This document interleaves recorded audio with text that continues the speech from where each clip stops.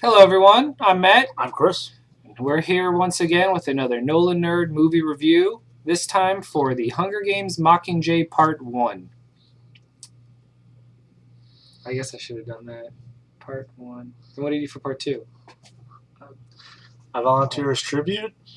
I don't know. Okay, I don't know. I really expended all the memes from the movie? if I whistled, I'd do the whistle You could be thing. PETA, the shortest man around. Jesus Christ! If you see him on Saturday Night Live, he is like an infant. Yeah, but okay. Real talk. I'm going to preface this by saying one thing, is that this movie was always going to be the way it was because when you split a movie into two parts, and it happened with Twilight, I assume, because I didn't see it, but I know it happened with Harry Potter, movie 7, part 1, and it certainly happened with The Hobbit. Parts 1 through 6. Is that your first part is going to be all build up, no payoff, and it's going to feel like you just watched a movie where nothing really happened of note. And that's just the nature, because that's what a book does. That's what a movie does. The end is the payoff. And when you split it into two, the movie ends right when it's going to start ramping up. So the whole time you're like, I don't know. Like, nothing's really happened. I mean, stuff happens, and it actually happens pretty closely to the book. I got to give them credit for that. What's been the strength of the Hunger Games movies is that they're as close adaptations of the books as you're going to get. And by splitting into two, you have more leeway to fit more of the book into it. But it could be the perfect adaptation, and the part 1 will still feel lacking because, again, it's a great adaptation, but it's like reading the first half of the book and then stopping. Yes. So it's a lot of payoff. I mean, a lot of build up, no payoff. That said, one thing I found really interesting, and this is just the marketing student in me, is that this movie could have just been called The Capitol and District 13 try and outmaneuver each other with really proficient marketing skills. It was who can make the better commercial. Yeah, that's what this whole movie was we made a commercial. Now we make a commercial. Now you make a commercial. And then we made a commercial. And it's just them responding to each other's propaganda ads. Yeah. It's a big marketing movie. Mockingjay Part 1 is nothing but a lesson in how do you do effective advertising. Yeah. I think the way to look at this is to come at it from the books, and I find this is true for the majority of people who have read them. The first book is good.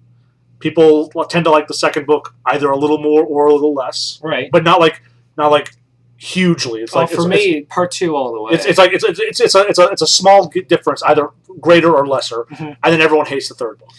Not everyone hates it. They agree that it's not as strong. I've heard hate. I have not. You might be the only person that has ever used the word hate for Mockingjay. Okay, whatever. I'm just saying. Whatever. If you're going to drop anecdotes. I mean, I am, because I worked in a bookstore for a very long time. Oh, okay. And that's fair. I heard lots of people use the word hate. Okay. Well, that's fair. I'll give you that. You did work at a bookstore. I never hated it, but... I always viewed it as a 9.87. Yeah. In terms of ratings. It is what it is, but the first movie, there's just not much meat to it.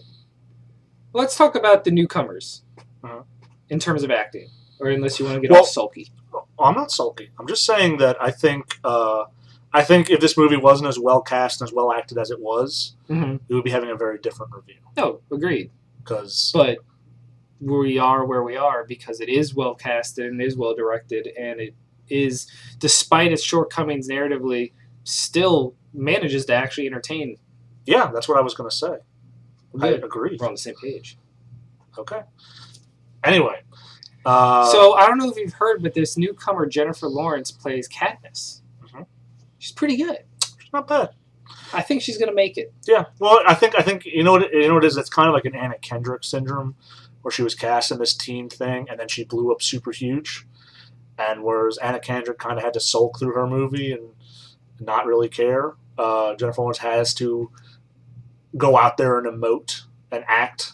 So actually act? Yeah, actual acting. Well, all right. The big newcomer, like the two big ones, the first one, of course, is Julianne Moore. as the president of District 13.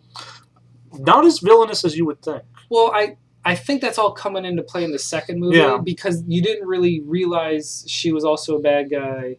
Oh, should we be spoiling? A lot of people just watch the movies, not the books. The books are old. It's a lot of gray area. Yeah, I mean, knowing how President Snow's story ends, there aren't enough overtures for her heel turn. Yeah.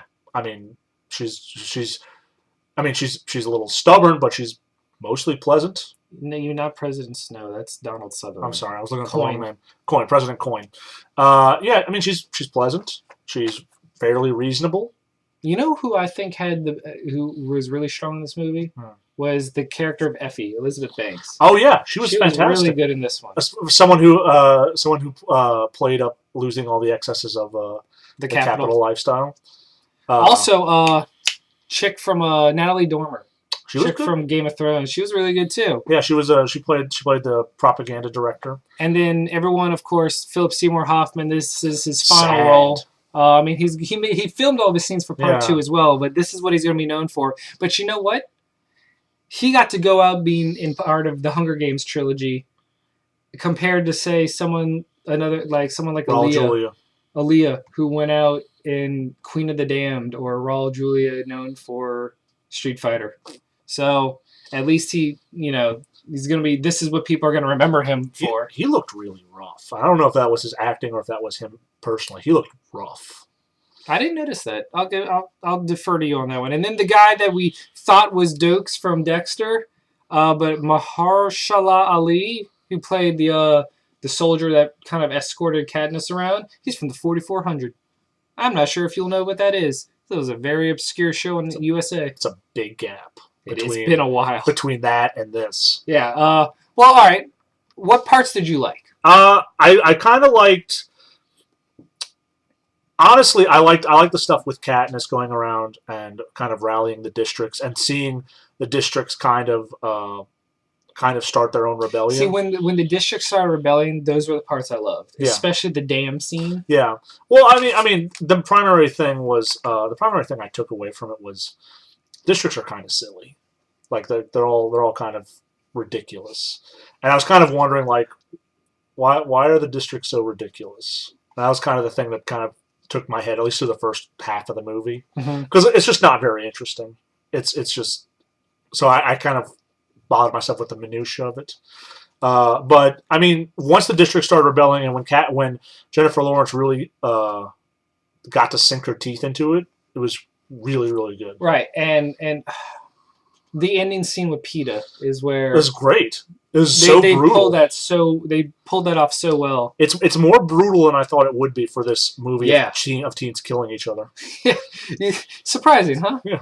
All right, well, you know what? We don't want this movie to go on too far. So, I mean, the gist of this review is it's a part 1. Don't go in with too high expectations. Temper them. And then they split the weakest of the books into 2 movies. So it was already having that against it. That said, I'm very confident when the war actually starts in part 2, that's going to be a much more entertaining film. I think so. Because that was also the part of the book I found very hard to follow in terms of, like, I didn't know what was going on. So I'm actually really excited to see it played out on the big screen where I can actually see how things went down. I mean, that's one of the things of the books is that Katniss becomes a complete mess, and it's kind of very hard to follow her. Yeah. So I'm excited for that too because I had a ton of trouble finishing Mockingjay. So I'm excited about that. I mean, the acting, of course, great across the board. If not, this movie would be a gigantic pile of shit because it would just be completely uninteresting. I will say though, Gale sucks. You hate Gale. I hate him so much, and I'm going to trace back to the first time when all the girls were like, "Oh, Gale's so dreamy." It's like, did you read the books? He's a monster, and you know what? He's still a monster. He's the best, Chris. He is a monster. He's the best of us. No, he's not. He is. Best of us don't bomb children. He's the last of us. No, he's not. You don't know. He's honestly, that was the part that rolled my eyes the most, is when they're trying to really kind of shoehorn that triangle in. They were like, hey, remember in Twilight when there was a love triangle and everyone got really invested in it? Yeah. Remember how that triangle came naturally, and this one they're just like... Team Gale. Hey, guys, Gale's in this movie. She likes Gale. Gale. Gale. Hey, Peeta's not around, but she still loves Peeta. All the love. And then someone's like, you love Peeta. And she's like, no. Oh, I beat you over there. All right, anyway. Rate it. Are you going to buy it? Go.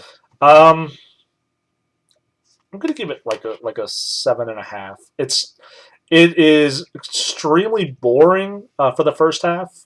It really picks up at the second half. It's very well acted, and I think at the end it becomes a lot of fun. Will I buy it?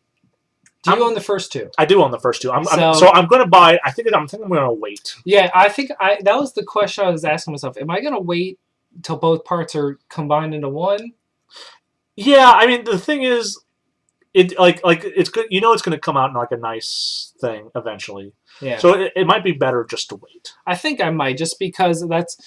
I mean, Harry Potter's a bad example because when they finally came out, they released the huge 8-movie box set, and I bought that. But I don't know. Point is, I give it about an 8 just because I didn't have the same hangups on Mockingjay. No, that's not an 8. 7.5 as well. It's just, it shouldn't be rewarded for being so boring in the first half. I mean, nothing happens of note. But that said, I'm still excited to see the second one. It's a lot of walking around in rubble and sulking. It's a lot like the first Hobbit movie. Nothing really happened. Well, with a lot of walking and sulking. With less sulking. More same amount of singing. Yeah. Jennifer Lawrence, good singer. Yeah, she's got a very deep, resonating voice. Yeah. Did you ever see a map of Panem? The swirlies? The swirlies. Yeah. It's the dumbest thing I've ever seen. Well, that's not the official map. That was someone corrected it to actually make sense. Okay, it doesn't make sense. Yeah. Anyway, what happened to Russia? No one cares. I care. Well, the rest of the world... They're all dead? No. It was just America. They never talk about the rest of the world. So China's okay? Yeah, sure. All right. I'm Chris. Literally, this is what I was thinking. Like, Galen's like, you only notice me when I'm hurt. And I'm like... Yeah, like, you cursed on your breath like, fuck you. It's okay. At that point I was like, what happened to China in all this? Yeah. So anyway, NOLAnerds, Mockingjay, Part Uno. Go see it. Don't run to see it, but go see it. You're going to want to see it because Part 2, that's going to be terrible to watch. It might be better to wait because I know they're going to do those midnights where they're going to do Parts 1 and 2. Of course. That might be better. And there'll be midnights where they do all 4. That's a lot of movie. Anyway, peace out. NOLAnerds.